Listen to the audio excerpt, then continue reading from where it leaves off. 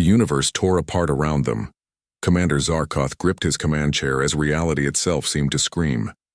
The Kethril Imperial fleet had been traveling through hyperspace, following routes their people had used for centuries. Then something went horribly wrong. Warning lights flooded every screen.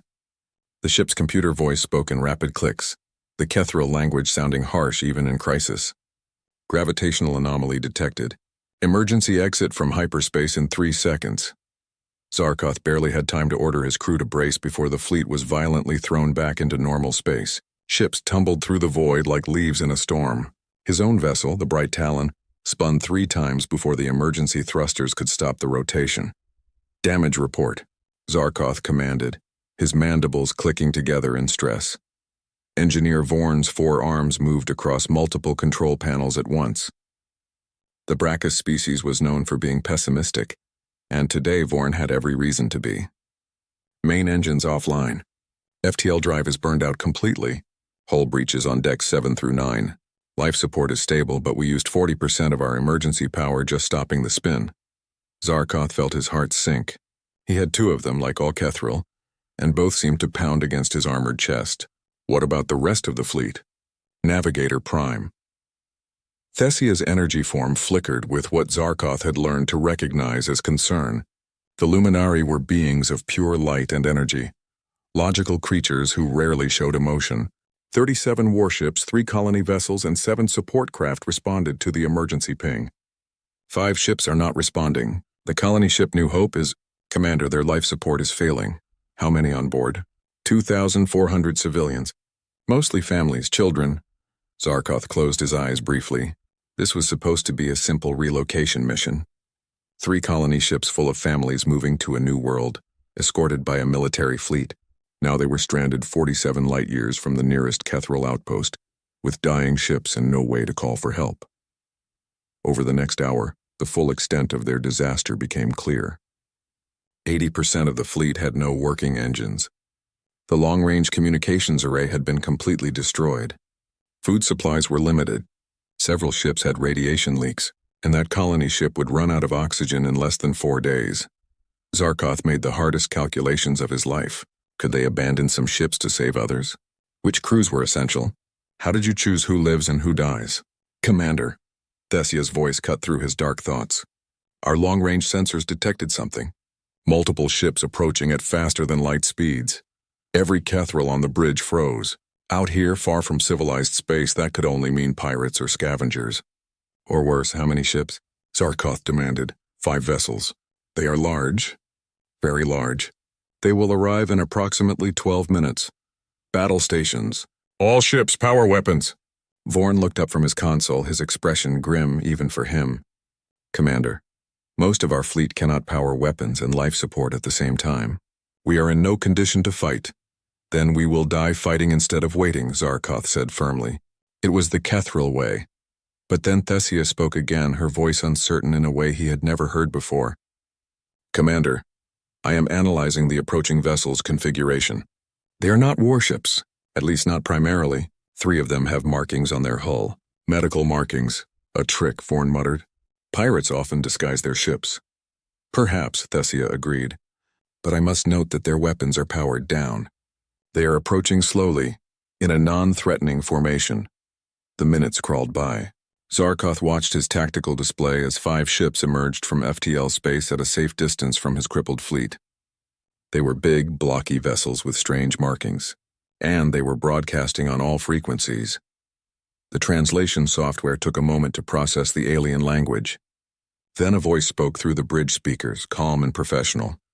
This is the United Earth Space Vessel Nightingale. We detected your distress signature from 14 light-years away. We are here to render aid. Repeat, we are here to help. Please respond on any frequency. The bridge fell silent. Humans, Vorn whispered, his forearms going still. Zarkoth had heard of humans. Every military officer in this sector had. The intelligence reports called them dangerous, aggressive expansionists. 20 years ago, they had destroyed the Vrex Union in a brutal war. They were known for never surrendering, for fighting with terrifying determination, for... They say they are here to help, Thessia observed quietly. It is a trick, Zarkoth insisted, But even as he said it, he pulled up the tactical data. The human ships remained at a respectful distance. Their weapons stayed offline. They continued broadcasting peaceful messages in multiple languages, as if trying desperately to be understood. One of the human ships was truly massive, with red cross symbols painted on its white hull. Medical symbols universal across dozens of species. Another appeared to be some kind of engineering support vessel, bristling with construction equipment instead of guns. "Commander," his communications officer called out. "The colony ship New Hope just sent an emergency signal. Their life support is failing faster than expected. They have less than 3 hours now. The children are already having trouble breathing." Zarkoth looked at the human ships on his display. Every instinct, every bit of training, every intelligence briefing told him not to trust them. But 2,400 civilians were dying. Children were suffocating while he hesitated. The human broadcast continued, patient and steady. "We have medical facilities. We have oxygen. We have engineers. Please let us help." Zarkoth made his decision. He opened a channel, speaking slowly so the translation software would work properly. "Human vessels, this is Commander Zarkoth of the Kethril Imperial Fleet. We need assistance." The response came immediately, and the human voice sounded relieved. "Thank you, Commander. We are moving to assist. You will not regret this." As Zarkoth watched the human ships approach, he gripped his command chair tightly. He hoped he had not just doomed them all. But what choice did he have? At least they would know the truth about humans before the end. He never expected that truth to be so different from everything he believed. Captain Maria Chen studied the broken alien fleet through the viewport of the UESV Nightingale. 37 warships scattered and damaged. 3 colony ships, one of them dying. Thousands of lives hanging by a thread. "Status report," she commanded. Her second officer, Lieutenant Park, checked the readings. "The colony ship has maybe 2 hours of breathable air left. Their life support system suffered a cascade failure." "It is bad, Captain."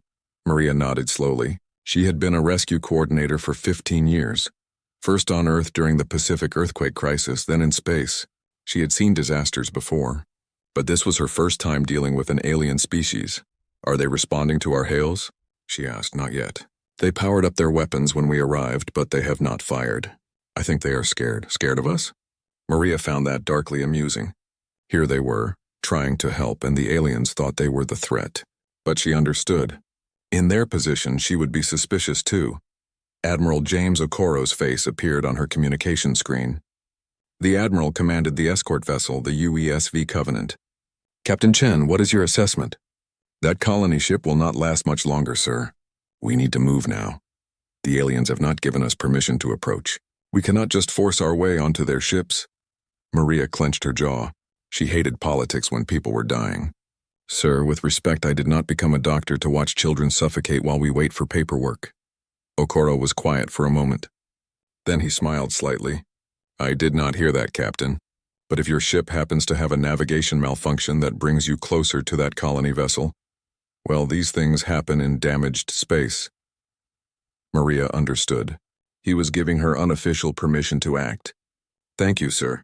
Nightingale out, she turned to her crew. "Take us to the dying colony ship. Prepare all boarding teams. I want oxygen generators, portable life support, and every medic we have ready to go in 5 minutes. Captain, the aliens still have weapons pointed at us," Lieutenant Park warned. "Then we will have to trust that they want to live more than they want to shoot." Maria keyed the ship-wide intercom. "All personnel, this is the captain.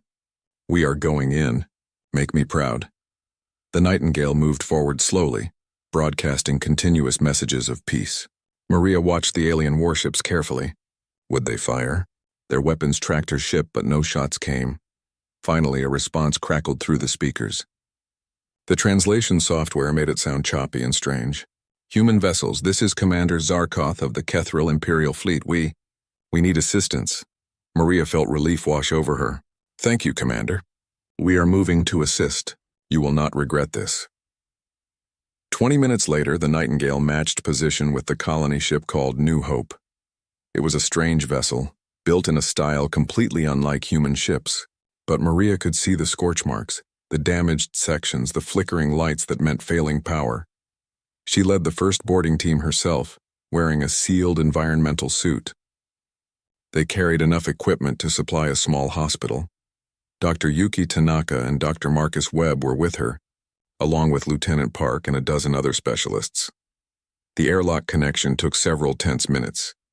Then the seal confirmed, and the door opened. Maria stepped into the alien ship and stopped in surprise. Hundreds of aliens filled the corridor, all of them watching her team. They were insect-like with chitinous armor and mandibles, standing on 4 legs with 2 arms each. Children hid behind adults.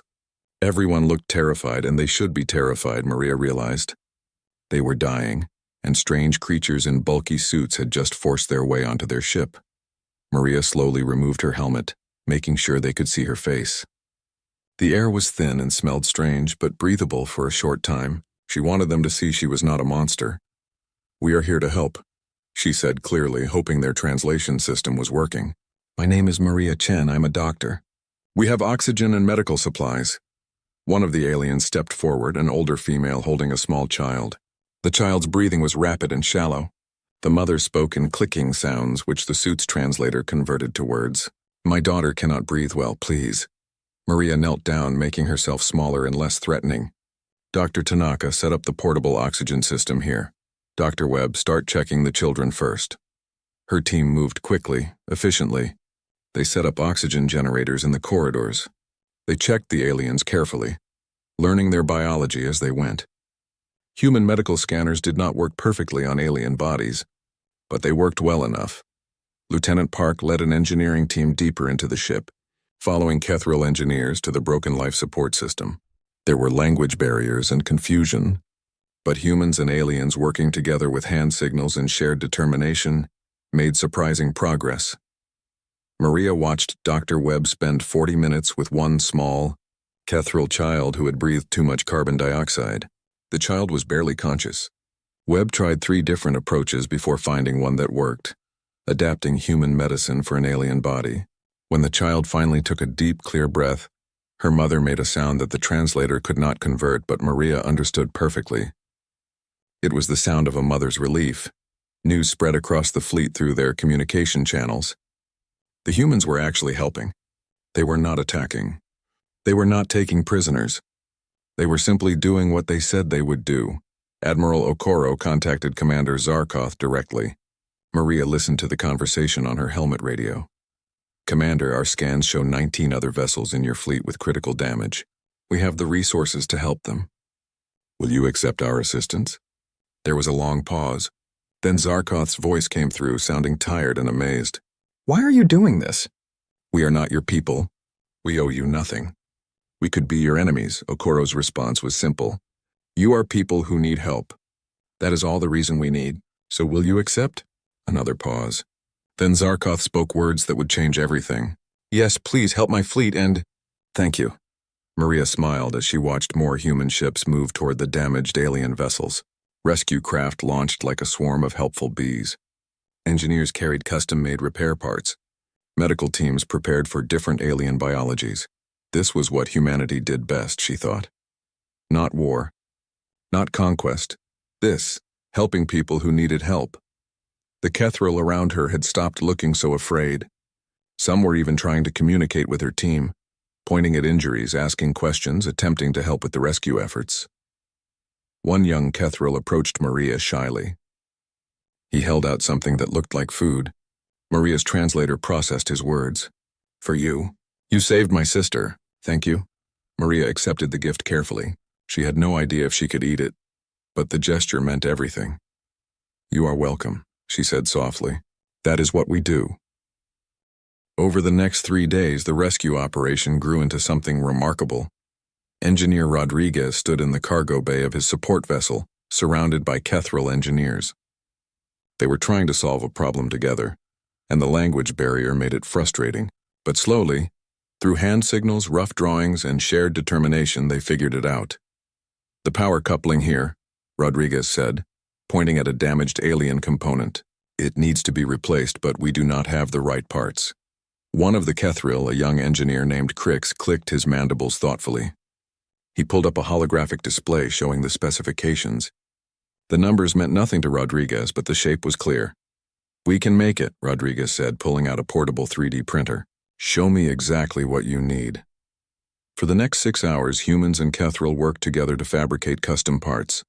The 3D printer hummed constantly, creating replacement components adapted from human designs to work with alien technology.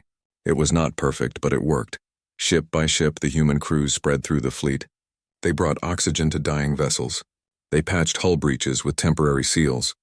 They rigged emergency power systems using parts from their own supplies. On the colony ship New Hope, Dr. Tanaka discovered another problem. The Kethril were running out of food and they could not eat human rations. Their biology required different proteins. "Can you tell me what you normally eat?" she asked Shiara, the mother whose daughter she had helped save. Shiara led her to the ship's food storage, which was nearly empty. Dr. Tanaka took samples and ran them through her portable laboratory. The base proteins were similar to some Earth insects. "Not the same, but similar enough. We can work with this," Dr. Tanaka muttered. She contacted the Nightingale's food synthesis lab. "I am sending you a molecular breakdown. We need to make something the Kethril can digest. Use the cricket protein base we brought for experimental rations." 12 hours later, the humans delivered crates of synthesized food. It did not taste like traditional Kethril cuisine, Shiara admitted, but it was nutritious and safe. Her people would not starve. The little acts of kindness added up. Human medics learned to recognize Kethril medical emergencies. Engineers from both species began trading jokes through translation software, laughing at the awkward results. Children played together despite the language barrier, inventing games that needed no words. Lieutenant Sarah Park found herself teaching a group of Kethril younglings how to play a simple Earth game with a ball. The Kethril children had 4 legs and could move faster than she expected, which made the game chaotic and hilarious. Their laughter sounded like musical clicks, but not everyone was convinced. Captain Daxter commanded one of the warships that had refused human help. He watched the rescue operations with deep suspicion. In his mind, no species helped others without wanting something in return. "They are learning our weaknesses," he told Commander Zarkoth over a private channel. "They are mapping our ships, studying our technology. This is reconnaissance disguised as mercy." Zarkoth understood Daxter's concerns. He had felt the same way at first, but he had been watching carefully for 3 days now. "What do they gain, Daxter?" "They are spending their resources. Their ships are running low on supplies. 3 of their medical staff collapsed from exhaustion yesterday and had to be relieved. If this is reconnaissance, it is the most expensive and inefficient method I have ever seen." "Then why?" Daxter demanded. "Why do they help us?" Zarkoth had asked the same question to Admiral Okoro yesterday. The human's answer had been simple and confusing. "Because you need help." As if that explained everything. Scholar Lith, the assistant to Navigator Thessia, had made it her mission to understand humans. She interviewed them whenever possible, recording everything. Most humans found her constant questions amusing rather than annoying. "Why did you volunteer for this rescue mission?" she asked Dr. Marcus Webb, the civilian doctor who had saved Shiara's daughter. Webb looked surprised by the question. "Why? Because people needed help. I am a doctor. It is what I do. But these are not your people. Your species owes nothing to the Kethril. Does that matter?" Webb asked genuinely. "If I saw someone drowning, would I check their species before throwing them a rope?" Lith found this answer both simple and profound. She could not compute it logically, but emotionally it made perfect sense. The breakthrough in cross-species cooperation came on the 4th day. A team of human and Kethril engineers managed to restore main power to one of the warships. When the lights came back on and the engines hummed to life, both species cheered together. That night in the recreation area of the New Hope, something unexpected happened. The humans had brought music, playing it from portable speakers. Kethril gathered to listen to this strange alien sound. Then one brave human started dancing. It looked ridiculous, and some Kethril clicked their mandibles in what might have been laughter. But then a young Kethril joined in, moving in a completely different way. Soon humans and Kethril were dancing together, each species doing their own movements, creating something chaotic and beautiful. Shiara watched her daughter dancing with a human child, both of them laughing. 3 days ago she had thought humans were monsters. Now she watched one of them make funny faces to entertain Kethril children. She approached Captain Chen, who stood at the edge of the gathering, smiling tiredly. "Captain Chen," Shiara said formally, You saved my daughter's life. In Kethral culture, this creates a bond. My family will remember your name for 10,000 generations. This is our way. Maria looked touched. You do not need to do that. We were just doing our job. That is what makes it worthy of remembering, Chiara replied. You see it as normal. We see it as extraordinary. Later that night, as Maria walked back to the Nightingale, she passed Engineer Rodriguez working on another repair. He had been awake for almost 20 hours straight. Rodriguez, get some sleep, she ordered. Just finishing this power relay, Captain. The Kethral need it for their water recycling system. The Kethral have their own engineers. I know, but working together we get it done faster. He grinned. Besides, Crix taught me a new welding technique. Human and Kethral metallurgy combined create stronger bonds. I want to try it. Maria shook her head, but she was smiling. This was humanity at its best. Not the wars, not the conflicts. This. People helping people, learning from each other, building bonds stronger than the metal they welded. The rescue operation continued through the night, with humans and Kethral working side by side, no longer strangers, slowly becoming something else. The alarm came at 300 hours on the 6th day of rescue operations. Commander Zarkoth was pulled from the first real sleep he had gotten in a week. The voice of his communications officer was sharp with panic. Commander, the warship Thunderstrike reports a reactor containment breach. It is going critical. Zarkoth was on his feet instantly. How long do we have? Their engineer estimates 47 minutes before complete meltdown. If it explodes, it will destroy Thunderstrike and 3 nearby vessels. Zarkoth felt his blood turn cold. The Thunderstrike was positioned near 2 damaged ships that could not move, and one of the colony vessels. Thousands of lives. Order all nearby ships to evacuate. Get everyone into escape pods. Commander, the damaged ships cannot launch all pods in time, and Thunderstrike's crew cannot abandon their posts or the reactor will go critical even faster. It was an impossible situation. The reactor needed constant monitoring to delay the meltdown, but anyone staying would die. And even if Thunderstrike's crew sacrificed themselves, the explosion would still kill thousands more. Get me Thunderstrike's engineering section, Zarkoth commanded. A Kethral engineer appeared on the screen, his mandibles trembling. Commander, we can manually vent the reactor core, but someone has to do it from inside the containment chamber. The radiation levels. No one can survive more than 3 minutes of exposure, and the venting process takes 12 minutes. Zarkoth understood immediately. It was a suicide mission. How many crew members would be needed? 4 engineers minimum to operate all the manual controls simultaneously. Before Zarkoth could respond, another voice cut into the channel. It was Captain Maria Chen. Commander Zarkoth, we heard your transmission. We have radiation suits. Experimental, but they might provide enough protection. We are sending a team. Captain Chen, you do not understand. The radiation will kill anyone in that chamber. Your suits will not be enough. Then we buy your people time to evacuate. Her voice was calm, decided. I need volunteers. Who is willing? On the human engineering vessel, Rodriguez heard the call. He looked at his crew. 6 hands went up immediately. Then 12 more. Then everyone in the room had their hand raised. Rodriguez selected 5 others to go with him. They were all veterans, experienced with reactor systems. They put on the experimental radiation suits, heavy and uncomfortable, designed for short exposures to radiation, not sustained doses. Listen, Rodriguez told his team as they prepared. We do this fast. We get in, vent the reactor, and get out. We follow the Kethral instructions exactly. But everyone in that room knew the truth. They were going in, but they might not be coming out. Admiral Okoro tried to stop them. Rodriguez, I cannot order you to do this. It is a suicide mission. You are not ordering us, sir. We are volunteering. Those ships have families on them, children. We can save them. 20 minutes later, the human team boarded the Thunderstrike. The Kethral crew stared at them with a mixture of awe and horror. These humans were walking into lethal radiation to save aliens they had met less than a week ago. 4 Kethral engineers insisted on joining them.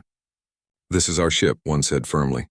We will not let you die alone for our mistake. Together, 10 engineers entered the containment chamber. The radiation counters on their suits immediately began climbing. Red lights, warning sounds, numbers that meant death. Focus on the task, Rodriguez commanded. Crix, show us which valves to open first. The Kethril engineer named Crix moved to a control panel. His hands shook, but his voice was steady. This valve first. It requires both the red and blue handles to be turned simultaneously. Rodriguez and a Kethril engineer worked together, their suited hands gripping the heavy valves. They turned in unison, and a massive pressure release sounded through the chamber. Good. Next, we need to manually align the venting channels. Crix continued. They worked methodically, following the emergency procedure, but the radiation kept climbing. The human suits were smoking, the material degrading under the intense exposure. The Kethril were suffering even worse without specialized protection. 6 minutes left, Rodriguez reported. His voice was starting to sound strained. One of the Kethril engineers collapsed. Then another. The remaining Kethril and humans shared the work, each taking multiple positions, racing against time and radiation. Final valve. Crix gasped. Everyone together. On my count, 10 hands grabbed the massive wheel. Turn! The valve screamed as it moved. Then, with a sound like thunder, the reactor vented its core safely into space. The pressure dropped.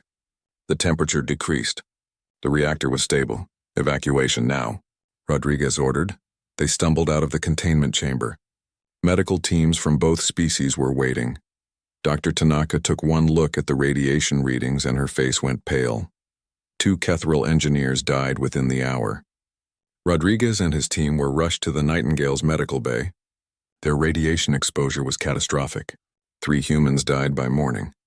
Rodriguez and 2 others clung to life, their bodies fighting a battle they could not win. Commander Zarkoth came to visit them in medical. Rodriguez could barely speak, his body failing, but he managed a weak smile. Did we save them? Yes, Zarkoth said, his voice thick with emotion. All 3 ships evacuated safely. Because of you, 3,000 lives were saved. Rodriguez nodded slightly. Good, that is good. He died 6 hours later. The 2 other surviving humans passed soon after. The Kethril held a memorial ceremony, the most sacred ritual in their culture. They honored the fallen humans as warriors, as heroes, as saviors. They spoke each name with reverence. They promised to remember. Captain Daxier, the skeptical warrior who had distrusted humans from the beginning, stood before the assembled crews of both species. His voice was rough with emotion. I did not believe humans could be trusted. I thought they were here for conquest, for advantage, for gain. I was wrong. He paused, looking at the memorial display showing the faces of the 7 beings who had died in that reactor chamber. They gained nothing from this. They lost everything. And still they went. They died for us. For people they barely knew. For a species that doubted them. He turned to Admiral Okoro. How do we repay this debt?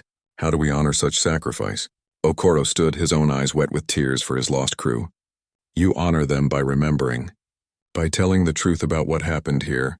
By treating others with the same compassion they showed you.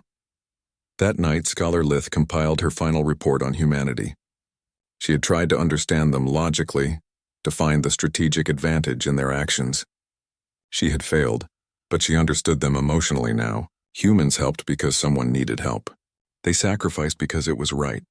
They gave without expecting return because that was who they chose to be. It was not logical. It was not strategic. It was simply, beautifully human. And it changed everything the Kethril believed about the universe. On the 9th day, the Kethril fleet was ready to move. Not perfect. Not fully repaired, but stable enough to limp to the nearest outpost at slower than light speeds. The human engineers had worked miracles with limited resources, creating hybrid systems that combined human and Kethril technology in ways neither species had imagined before. Commander Zarkoth stood on the bridge of the Bright Talon, looking at the human vessels through his viewport. The Nightingale looked worn now, its white hull marked with scorch marks and dents from the rescue operations. The engineering support ships had given away so many parts that their own systems were running on backup power. How are our fuel reserves? Zarkoth asked Engineer Vorn. Sufficient to reach the outpost, barely. We used a lot of fuel on the repairs. And the humans? Vorn's forearms moved across his console. Their fuel reserves are critical. They gave us most of their spare reserves. Their medical supplies are completely exhausted. Their food supplies are low. Commander, they gave us everything they could spare, and then they gave us more. Zarkoth felt a deep shame. His people had suspected the humans of treachery. had kept weapons pointed at them even while they saved Kethril lives. And the humans had simply kept helping. Send a message to Admiral Okoro. I wish to speak with him. Minutes later, Okoro's face appeared on the screen. He looked tired with dark circles under his eyes, but he smiled warmly. Commander Zarkoth, it is good to see you. Admiral, I must ask. You have given us so much. What payment do you require? Technology? Resources? We have mining rights in several systems. Or perhaps information about our sector of space. Name your price. Okoro looked surprised. Then he shook his head gently. Commander, you owe us nothing. We did not help you for payment. We helped because you needed help. That makes no sense. Zarkoth's mandibles clicked in frustration. No species acts without self-interest. There must be something you want. There is, Okoro admitted. Someday you will find someone else who needs help. Maybe another species stranded and afraid. Maybe someone who suspects your motives and points weapons at you while you try to save them. When that happens, remember what we did here. And pay it forward. Pay it forward? Help them the way we helped you. That is all we ask. The debt is not to us. It is to the next person who needs help. Zarkoth sat back in his command chair processing this concept. It was completely foreign to Kethril thinking, but it felt right in a way he could not explain. I understand, he said quietly. We will remember. The next day, both fleets prepared for departure. The humans would escort the Kethril to the edge of safe space before returning home. It should have been a simple goodbye. Instead, it became something more. Shiara came to the Nightingale personally. She brought her daughter and a small token, a piece of carved crystal that shimmered with inner light. She presented it to Captain Maria Chen with great ceremony. This is a family blessing token, Shiara explained. It has been passed down in my line for 300 generations. I give it to you now. You saved my child. My bloodline will remember your name forever. Maria held the crystal carefully, feeling its weight. Shiara, I cannot take something so precious. You must. In my culture, refusing such a gift is a grave insult. You saved not just my daughter, but our future. Every child she has, every grandchild, every generation to come exist because of you. This debt is eternal. Maria accepted the token, tears in her eyes. Then I will treasure it. And I will tell people about you. About your courage in trusting strangers. Throughout both fleets, similar scenes played out.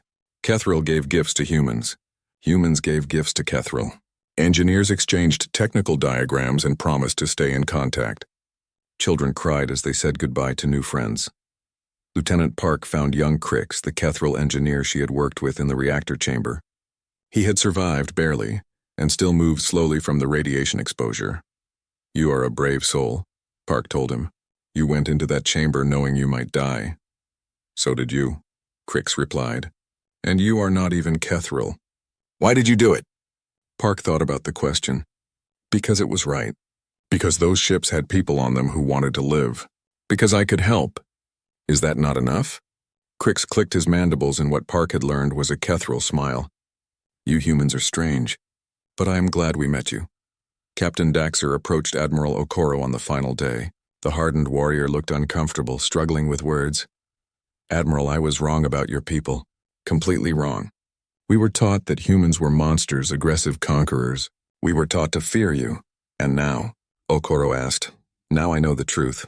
You are not monsters. You are not saints either. You are simply decent, relentlessly, stubbornly decent. You help because you can. You sacrifice because it is right. This frightens me more than any weapon you could carry. Why does it frighten you? Daxter looked at the stars. Because it means we were wrong about so many things. If we were wrong about humans, what else are we wrong about? It makes me question everything I believed. Okoro put a hand on the Kethril's armored shoulder. Good. Never stop questioning.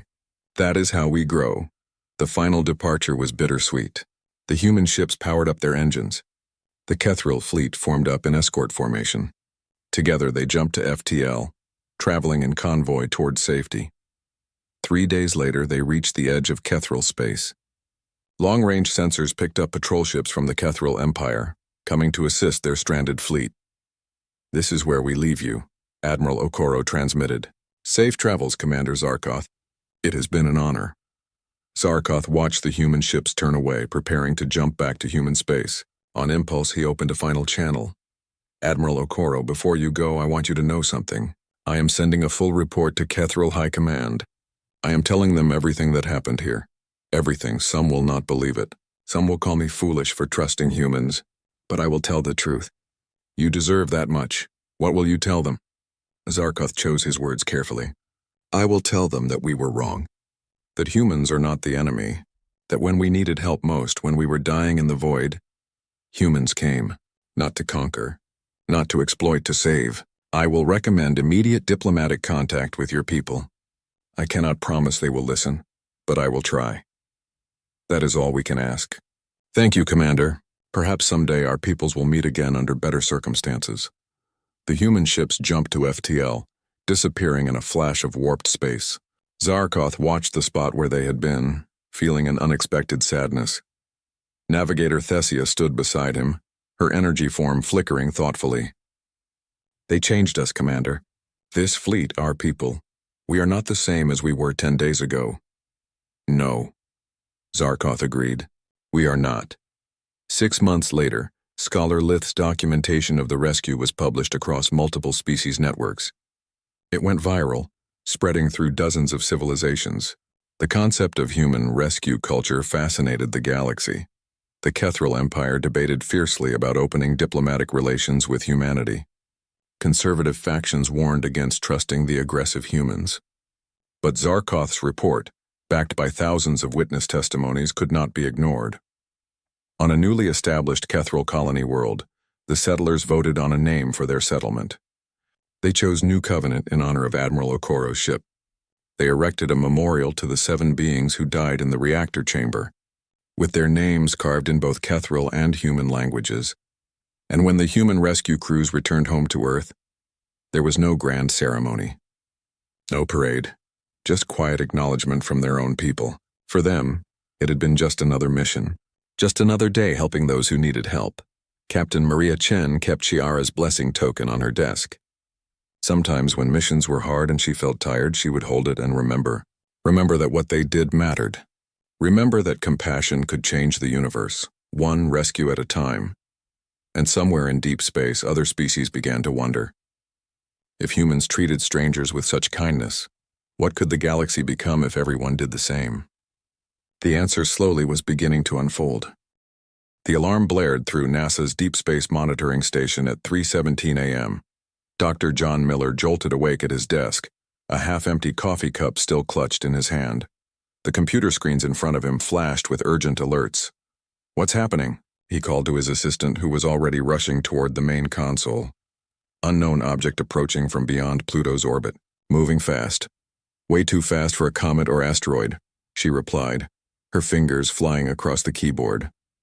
John squinted at the readings. The object was changing course, making small but deliberate adjustments. Natural space objects didn't do that. His heart raced as he reached for the secure phone. Get me General Clark at the Pentagon. Now. Within hours, every major government on Earth had been notified. Scientists and military leaders gathered in emergency sessions. Telescopes across the planet turned toward the approaching vessel. Captain Lisa Rodriguez stood at attention in the White House Situation Room. At 34, she was the youngest captain in the United Earth Defense Force, a position earned through brilliance and unwavering courage. The president had personally requested her presence. Captain Rodriguez, President Samantha Hayes said, "If these are indeed visitors from another world, we need our best to make first contact. Your experience with the UEDF Diplomatic Corps makes you our top choice." Lisa nodded, her expression serious. "I understand the responsibility, Madam President. This isn't just about saying hello," General Clark added. "We have no idea if they're friendly. Your mission is to protect Earth's interests, whatever that might require." 3 days later, Lisa stood on the bridge of the UEDF Interceptor, the most advanced spacecraft humanity had ever built. It had been hiding in plain sight, disguised as a space station. Now, it raced toward the edge of Earth's orbit, where the alien vessel had stopped. "They're holding position near the moon," Officer Ben Martinez reported. "No aggressive movements detected." "Let's not make any sudden moves either," Lisa said. "Open a channel on all frequencies." The alien ship was like nothing they had ever seen sleek and metallic with strange patterns etched across its hull. It was relatively small, perhaps only 3 times the size of their own vessel. "This is Captain Lisa Rodriguez of Earth.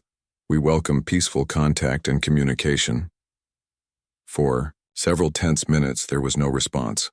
Then a beam of light shot from the alien craft, materializing into a holographic figure on their bridge. The crew gasped. The alien stood nearly 7 feet tall, with iridescent blue skin and 4 arms. Its face featured 3 large eyes arranged in a triangle. "I am Ambassador Crusade of the Arcturus Imperium," it said in perfect English.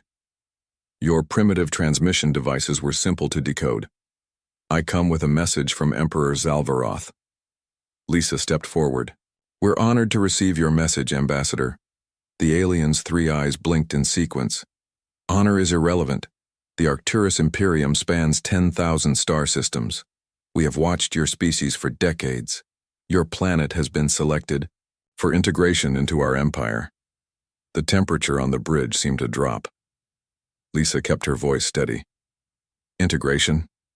We would be interested in establishing diplomatic relations." "You misunderstand," Crusade interrupted. "This is not an invitation. Earth will surrender its resources and serve the Imperium. Your people may continue to exist as a labor force. Those who resist will be eliminated."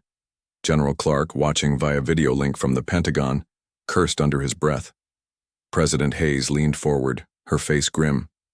"Ambassador," Lisa said, carefully, "Earth is a sovereign world. We would welcome peaceful exchange, but we cannot accept demands for surrender." The alien's expression didn't change. "Your acceptance is not required. You have 3 of your Earth days to prepare your leaders for surrender. I will return for your formal submission." The hologram vanished. Back on Earth, chaos erupted. Some nations called for immediate military preparation, others for surrender. A few religious groups celebrated the confirmation of extraterrestrial life, while doomsday prophets took to the streets. In an emergency United Nations session, President Hayes addressed the world. "Today, humanity faces its greatest challenge. The threat from the Arcturus Imperium is real, but so is our resolve. Throughout history, we have faced seemingly insurmountable odds and prevailed. We will not surrender our home, our freedom, or our future."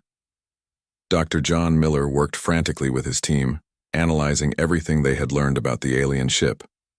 "The energy signature is like nothing we've ever seen," he told Lisa during a briefing. "But there's something familiar about their communication patterns." "What do you mean?" Lisa asked. "They're using a frequency modulation that resembles some of our older satellite systems, almost as if—" He trailed off. Then his eyes widened. "Almost as if they've been studying our old transmissions." Meanwhile, Paul Rodriguez, Lisa's brother and a top intelligence analyst, made a disturbing discovery. "We've found evidence that the Arcturus Imperium has done this before," he said, projecting images onto the screen.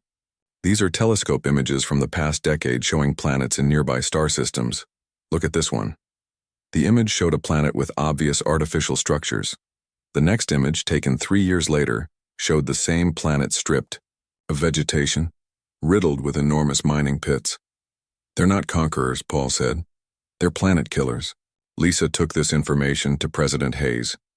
The decision was unanimous among world leaders. Earth would not surrender. As the deadline approached, humanity prepared. Hidden defense systems, long kept secret even from most governments, were activated. Experimental weapons were deployed. Every nation contributed what they could to Earth's defense. On the 3rd day, Ambassador Crusade's hologram appeared in the United Nations chamber. "Your time is up. What is your answer?" President Hayes stood tall. "Ambassador, please convey this message to your emperor. Earth recognizes the Arcturus Imperium's technological superiority. We acknowledge your greater experience among the stars, but we must decline your offer of integration." The ambassador's 3 eyes narrowed. "Then you choose extinction." "No," Hayes replied. "We choose to send you a warning. We are not like the other worlds you have consumed. Humanity will defend its home with everything we have. If you wish for peace, we will meet as equals. If you wish for war," she paused, "you will learn why no one has ever successfully conquered Earth." The hologram flickered as the ambassador seemed to consider these words. Then it laughed. A cold, mechanical sound. "Your primitive weapons cannot harm our vessels. Your bravery is noted but futile. The Imperium will arrive within one of your months. Prepare to witness the consequences of your defiance." As the hologram disappeared, Lisa turned to her crew. "Send word to all Earth forces. Operation Thunderbird is now active." The warning had been delivered. The Arcturus Imperium had made their choice. Now humanity would show the stars what it meant to threaten Earth. Ambassador Crusade returned to the Imperium fleet stationed at the edge of the solar system. His small scout ship docked with the massive command vessel that dwarfed everything else around it. The flagship was 15 miles long, covered in weapons that could destroy entire continents. Behind it floated hundreds of smaller warships, each one still larger than anything humans had ever built. "The primitive species has refused our generous offer," Crusade reported to Fleet Commander Dresvon. As expected, the commander's six-fingered hand tapped on the arm of his chair. "Tell me about their defenses." "Primitive. They have nuclear weapons and a few orbital platforms, nothing that could threaten even our smallest vessels. Their most advanced ship is barely capable of reaching their own moon efficiently." Dresvon smiled, showing rows of sharp teeth. "Good. The Emperor will be pleased with how quickly we conquer this world. Its high oxygen content and mineral wealth make it a valuable addition." The report traveled up the chain of command, eventually reaching Emperor Zalvaroth himself. The Emperor barely acknowledged it. Earth was just one more insignificant world among the thousands that now bowed to the Arcturus Imperium. "Begin the standard conquest procedure," he ordered from his throne on a planet 20 light-years away. "I expect results within one planetary cycle." Back on Earth, Admiral Eric Daniels walked through a secret underground facility beneath the Nevada desert. For 30 years, this place had been hidden from the public. Even most high-ranking military officials didn't know it existed. "Status. Report," he said to Dr. Susan Wright, the facility's lead scientist. Susan pulled up a holographic display showing Earth and the surrounding space. "Operation Thunderbird is fully operational, Admiral. All 324 platforms are in position and powered." "Up!" Eric looked at the display with satisfaction. "And the aliens don't suspect anything? Our intelligence suggests they still think they're looking at communication satellites and space junk." The truth was that Earth had been preparing for this day for decades. In 1947, a small alien craft had crashed in New Mexico. The public thought it was just a weather balloon, but the truth was much more significant. The recovered technology had given humanity a massive head start in developing defenses against potential threats from space. "What about the ground teams?" Eric asked.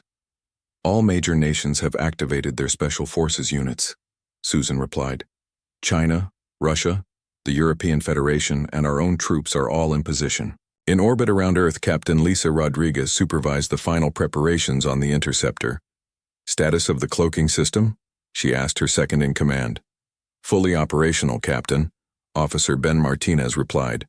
"As long as we stay in the shadow of the moon, they won't detect us." Lisa nodded. "And the weapon systems?" "The plasma cannons are at full charge. The shield generators are operating at maximum capacity." The interceptor wasn't the only surprise Earth had in store. For years, nations had been secretly launching pieces of advanced defense systems into orbit disguised as satellites, space station modules, and even failed missions. Now they were activating, linking together to form a network of defensive platforms around the planet. President Hayes addressed the United Nations one final time before the impending attack. "Today we stand together not as separate nations but as one planet. The enemy believes us to be weak and divided. They are about to learn how wrong they are." World leaders who had been enemies just days before now shook hands and pledged their forces to Earth's defense. Old conflicts were put aside in the face of extinction. Dr. John Miller worked with a global team of scientists to analyze every bit of data they had on the alien fleet.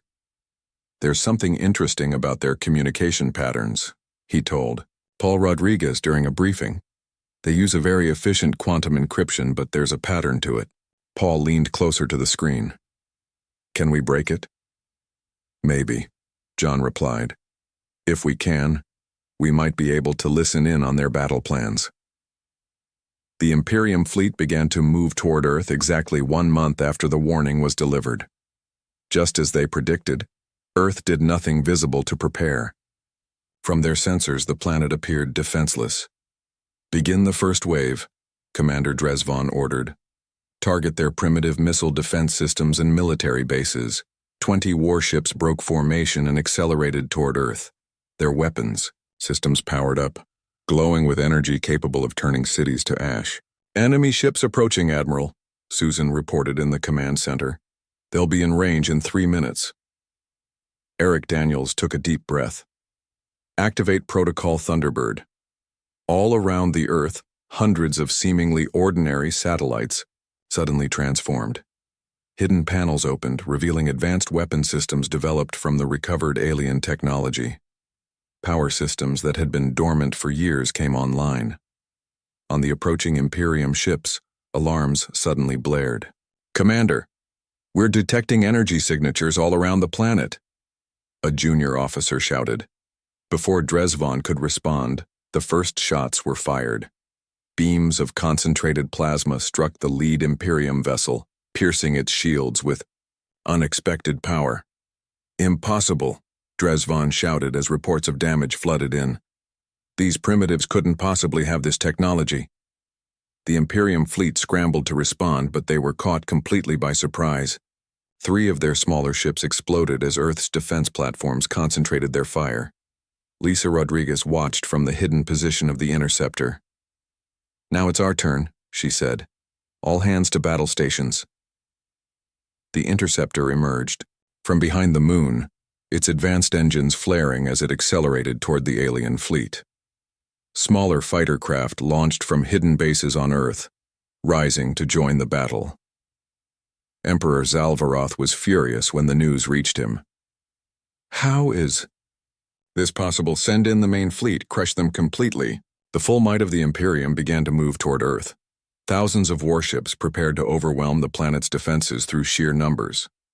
They're calling in reinforcements, Paul Rodriguez warned as he monitored the intercepted communications. A lot of reinforcements. Admiral Daniels remained calm. Just as we expected. Initiate Phase 2. As the main Imperium fleet approached, they detected nothing unusual. Earth's defenses seemed to be concentrated in orbit. The planet itself appeared vulnerable. What they didn't know was that Commander William Barnes waited below with Earth's greatest secret. In underground hangars around the world, thousands of advanced fighter craft and larger battle cruisers prepared to launch. Each was equipped with technology reverse-engineered from the crashed alien ship and improved upon by human ingenuity. All pilots to your ships, William ordered. Remember the plan. Let them get close, then hit them where it hurts. The trap was set. The Imperium fleet moved closer, confident in their superior numbers and technology. They had no idea that Earth had spent decades preparing for this very day. As the first wave of the main fleet entered Earth's orbit, Admiral Daniels gave the order that would change the course of the war. Launch all ships. Operation Hornet's Nest is a go. The sky above Earth lit up with explosions as Operation Hornet's Nest began. Thousands of hidden Earth fighters rose from secret bases around the planet, catching the Imperium fleet completely by surprise. Commander William Barnes led the Alpha wing, his fighter craft moving with impossible speed and agility. Remember your training, he said over the comm system to his pilots. Hit and run. Don't stay in one place long enough for them to lock onto you. The Earth fighters were smaller than the Imperium vessels, but they were faster and more maneuverable. They darted between the larger ships, firing precision strikes at engines and weapon systems before speeding away. In the Nevada Command Center, Admiral Eric Daniels watched the battle unfold on the large display. Status report, he called out.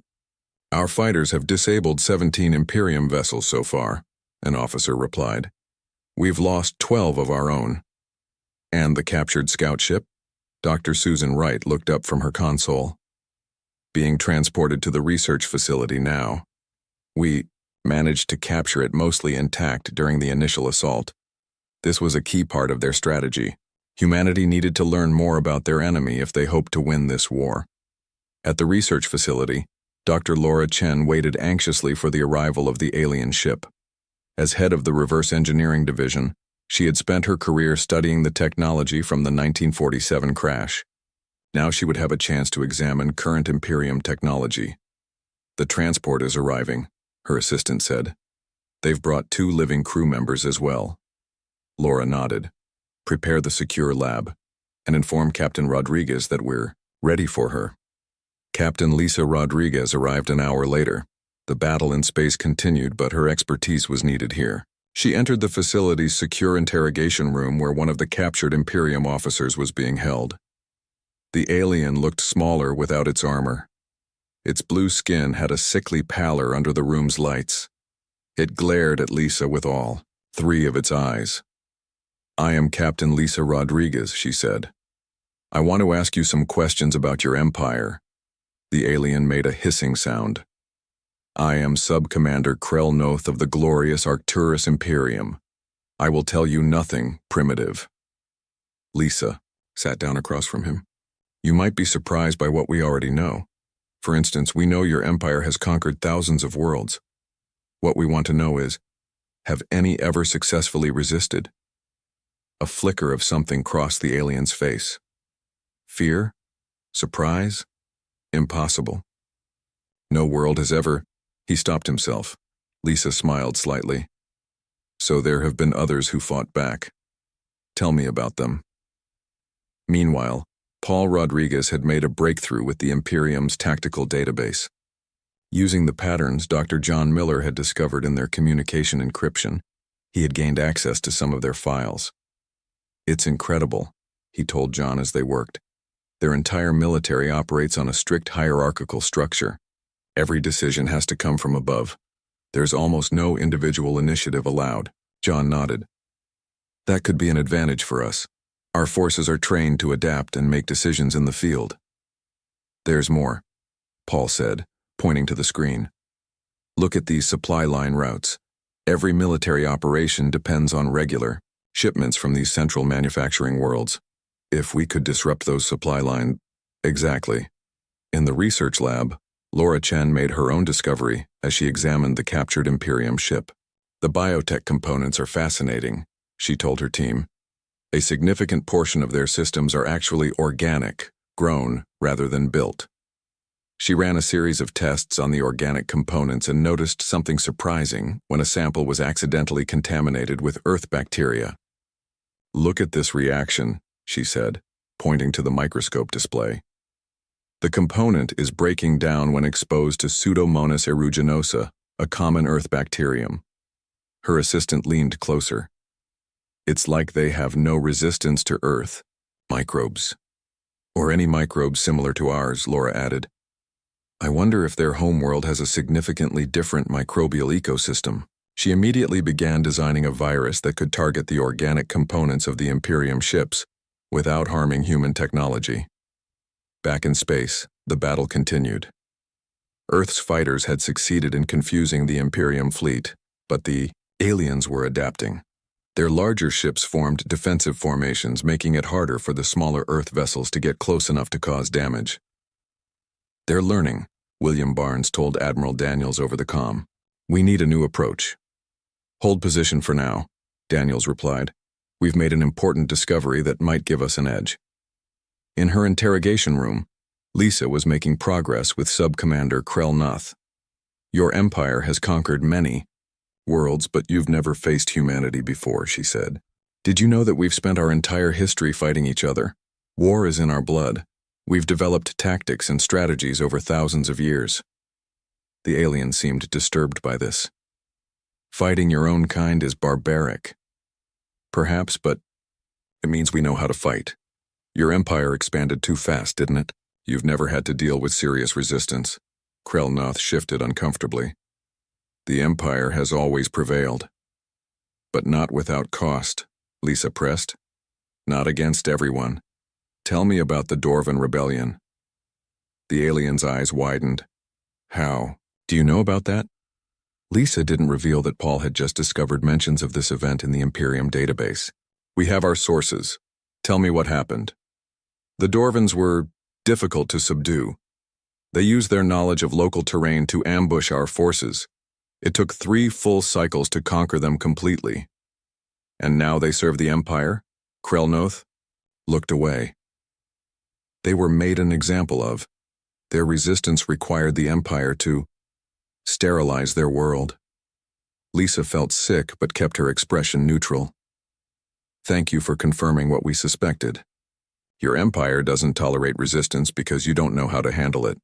A meeting of Earth's Defense Council was called to share all the new information. Admiral Daniels, Captain Rodriguez, Dr. Chen, Paul Rodriguez, and Commander Barnes gathered via secure video link. We've learned 3 critical things, Admiral Daniels began. First, the Imperium's command structure is rigid and hierarchical, making it slow to adapt.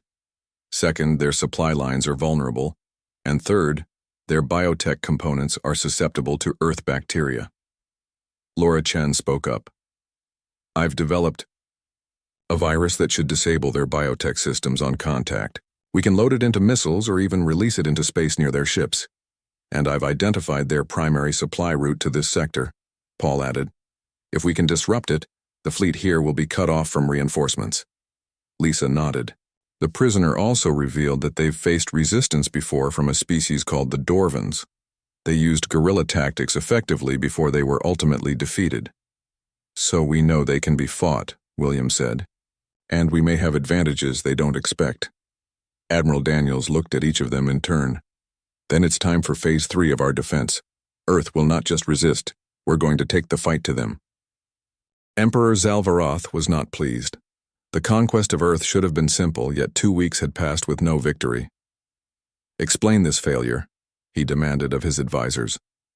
The humans have technology they should not possess, one advisor said. We believe they recovered a scout ship decades ago. The Emperor's 3 eyes narrowed.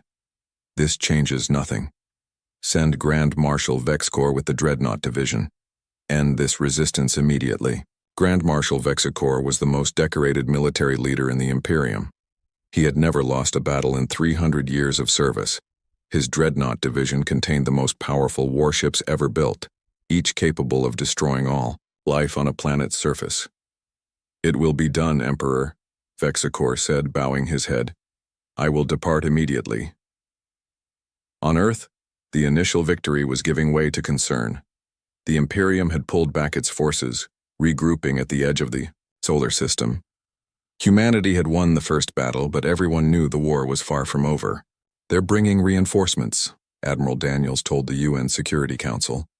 Our long-range scanners have detected a massive fleet entering the system. President Hayes looked grim. How long do we have? 3 days at most, Daniels replied. And these ships are much larger than what we've faced so far. Then we need to move quickly, Lisa Rodriguez said. Dr. Chen, is your virus ready? Laura nodded. Project Typhoon is complete. The virus targets the organic components in their ship's systems. It won't destroy them completely, but it should disable many of their weapons and navigation systems. And I've completed my analysis of their tactical blind spots, John Miller added. Their ships are designed for frontal assault. They have minimal defenses at specific angles relative to their main engines. William Barnes smiled. My pilots can exploit that. We'll approach from their vulnerable points. Paul Rodriguez had his own contribution. I've intercepted their battle plans. The new fleet is led by someone called Grand Marshal Vexcor. He's bringing something called the Dreadnought Division. That doesn't sound good, Lisa said. It's not, Paul confirmed. These are planet killers. Each one is capable of turning Earth's surface into molten rock. A heavy silence fell over the room. Then we can't let them get close to Earth, Admiral Daniels said finally. We need to intercept them farther out in the system. Dr. Susan Wright spoke up. There's one more thing we can try. I've been analyzing the data from our orbital platforms. There's a pattern to the Imperium's attack formations, a flaw we might exploit. She brought up a holographic display showing the movements of the Imperium ships during the previous battle. See this? They always maintain specific distances between vessels, probably to optimize their shield coverage, but it creates a predictable pattern. If we can disrupt that pattern, their entire formation falls apart. With these insights, Earth prepared for the greatest battle in human history. The orbital defense platforms were repositioned. Every fighter craft was equipped with Dr. Chen's virus. Commander Barnes trained his pilots to target the newly discovered blind spots. But their most daring plan involved Captain Lisa Rodriguez. She would lead a small team on a stealth mission to infiltrate VexCorp's flagship and deploy Laura's virus directly into their command network. "This is a suicide mission," Admiral Daniels said bluntly when she volunteered. "Maybe," Lisa agreed. "But if we succeed, we can cripple their entire fleet at once." Her brother Paul insisted on joining her. "I'm the best at their systems," he said. "You'll need me to access their network." On the third day, Grand Marshal VexCorp's fleet arrived. 20 massive dreadnoughts led the way, each one miles long and bristling with weapons. Behind them came hundreds of smaller vessels, still larger than anything Earth had faced before. "All defense forces, this is Admiral Daniels," the Admiral's voice rang out across all channels. "Today we fight not just for Earth but for every world that has fallen to the Imperium. Stay focused, follow the plan, remember your training." The battle began with Earth apparently making a fatal mistake. The orbital platforms fired too early, their beams dissipating before reaching the Imperium ships. VexCorp laughed. "Pathetic," he said to his bridge crew. "They waste their ammunition in desperation, move the fleet into bombardment position." What he didn't realize was that the early firing was deliberate. Hidden within the energy signatures of those beams, Earth had launched Lisa's stealth ship, its hull coated with light-absorbing material developed by Dr. Chen. As the Imperium fleet moved forward, Earth's fighters launched. Rather than attacking head-on, they approached from unusual angles, targeting the blind spots John had identified. The Imperium ships struggled to track them. "They're attacking from restricted angles," an Imperium officer reported. "Our weapons can't target them effectively." VexCorp frowned. Impossible. How could they know? He quickly adjusted his strategy. Change formation. Bring all ships into defensive sphere pattern. This was exactly what Susan had predicted. As the Imperium ships moved into their new formation, Earth's orbital platforms fired again, this time with precise timing. The beams hit exactly where the ships would be, not where they had been. Chaos erupted in the Imperium fleet as several smaller vessels exploded. The remaining ships tried to maintain formation, but Earth's fighters continued their precise attacks, forcing them to break pattern. Meanwhile, Lisa and Paul's stealth ship slipped through the confusion. They approached the massive flagship from its underside, attaching their vessel to an external maintenance port. "We're in position," Lisa whispered into her comm. Beginning infiltration. Using cutting tools, they created an entry point and slipped inside the massive dreadnought. Wearing stealth suits developed from the captured Imperium technology, they moved through the ship's corridors, avoiding patrols. Paul consulted his handheld device. The main network access point should be 2 levels up. They reached the control room without being detected. Paul quickly connected his device to the alien computer system. "Uploading the virus now," he said. "It will take about 3 minutes to fully integrate." "We may not have 3 minutes," Lisa replied, pointing to the door where shadows moved on the other side. Outside, the battle raged. Earth's fighters were causing damage, but the sheer number of Imperium ships was overwhelming. Several orbital platforms had been destroyed. Commander Barnes's squadron had lost nearly half its pilots. "We can't hold them much longer," William reported to Admiral Daniels. "Just a little longer," Daniels replied. "Our final play is in motion."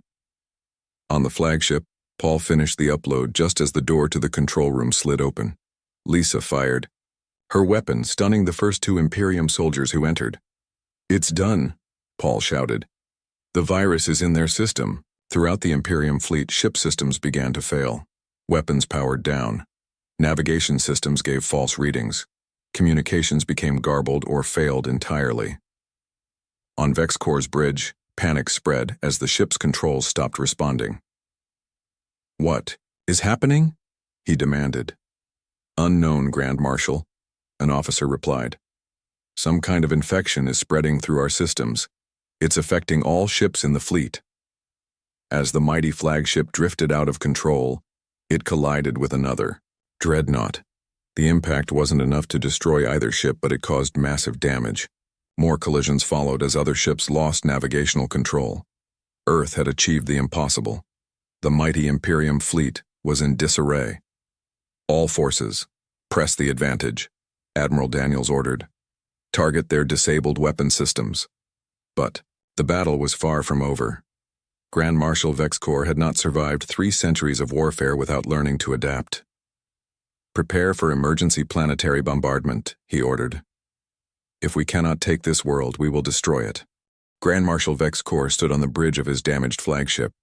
Warning lights flashed all around him as his crew fought to regain control of the ship's systems.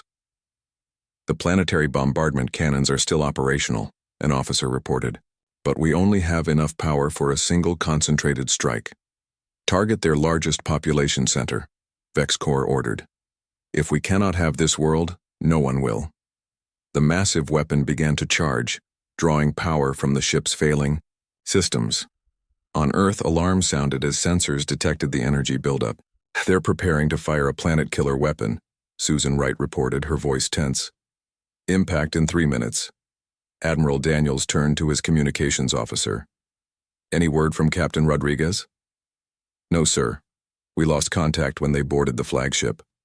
Inside the Imperium vessel, Lisa and Paul fought their way through corridors filled with confused alien soldiers. The virus had disabled many of the ship's systems, but the crew was still dangerous. "We need to get to the main weapon control," Lisa said, checking a schematic they had downloaded from the ship's computer. 2 levels down. Paul nodded, his face grim. "And fast. That energy signature I'm detecting, they're charging a major weapon." They raced through the ship using the confusion to their advantage. When they reached the weapon control room, they found it heavily guarded. "We'll never get through that," Paul whispered. Lisa studied the room layout on her device. "We don't need to.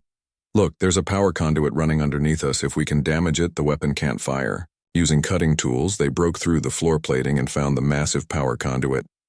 As they prepared to sabotage it, an alarm sounded. They had been discovered.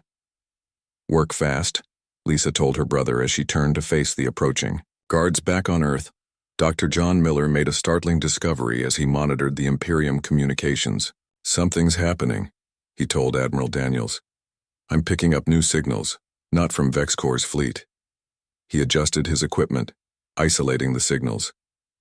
"These are coming from the edge of our system, but they're not Imperium frequencies. On Dio." His screen appeared a message in multiple languages.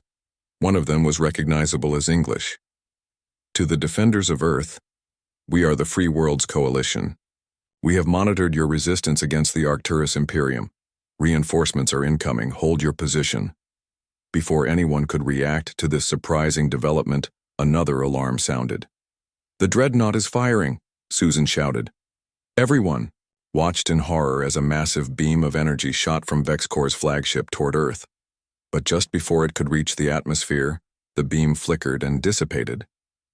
Inside the flagship, Lisa and Paul had succeeded in damaging the power conduit.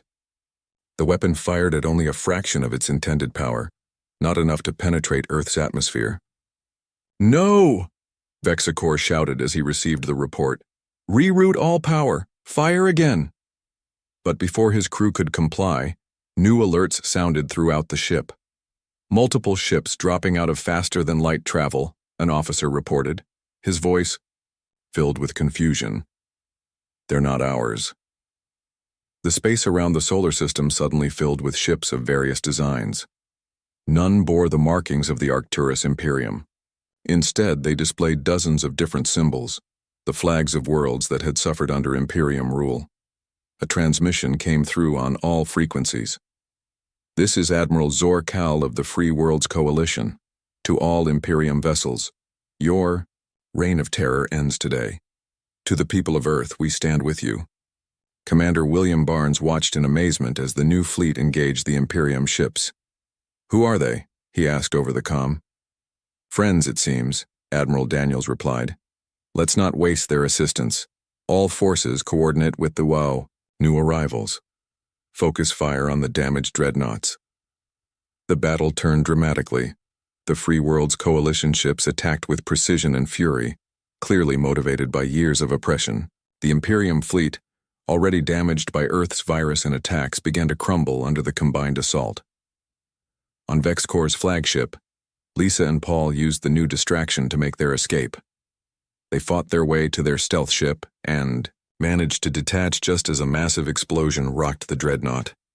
"Earth forces, this is Captain Rodriguez," Lisa transmitted as they sped away from the doomed flagship.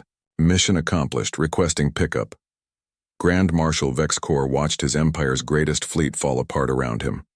For the first time in his 300-year life, he faced defeat.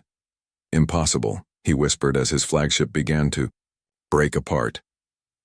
How could primitives do this? His final transmission to Emperor Zalvaroth was brief. "The humans are not what we thought. Beware." When the battle ended, the remains of the Imperium fleet retreated in disarray. The coalition ships remained in orbit around Earth as Admiral Zorcal and his officers traveled to the surface to meet with Earth's leaders. Zorcal was a tall, gray-skinned being with 4 arms and large, expressive eyes. He bowed deeply to President Hayes and the assembled leaders.